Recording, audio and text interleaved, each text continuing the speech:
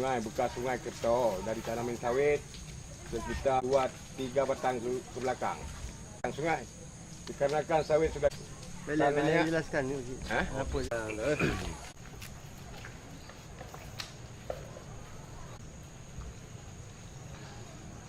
Belakang wayang.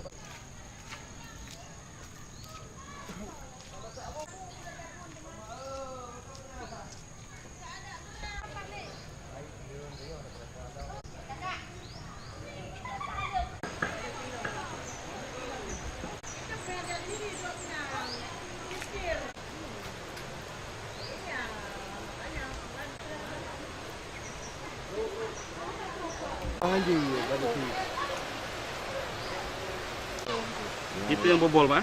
Yang bobol.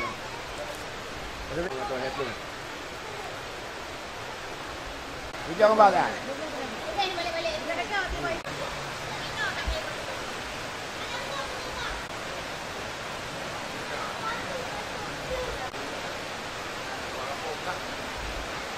Buka aku mati, aku ketawa.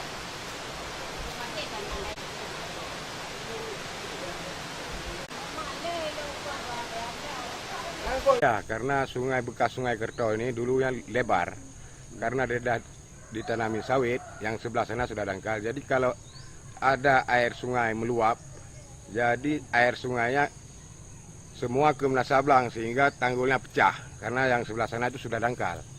Ini sekitar 3 hektar lah dikelilingi sungai ini, 800 meter keliling sungai ini, ditanamin sawit semua.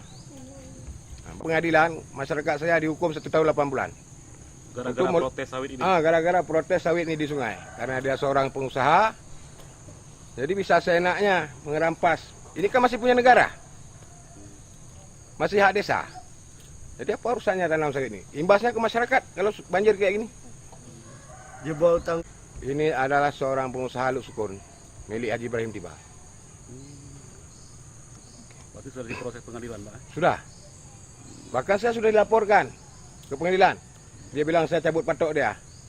Masa dipatokin sertifikat di sungai? Karena dia ada duit, dia senang-enaknya lapor. Pak, harapannya Bapak untuk pemerintah soal sawit ini, Pak? Harapan kami sama pemerintah untuk menyelesaikan tanah ini, untuk dikembalikan kepada yang berhak, kepada desa. Kalaupun mau dikelola, biar desa yang kelola. Karena dia tanpa izin, tidak minta izin mengelola. Berarti intinya sawit-sawit itu kan tebang, Pak? Ya kalau masalah selesai kita akan tebang. Supaya jangan ada banjir meluap lagi.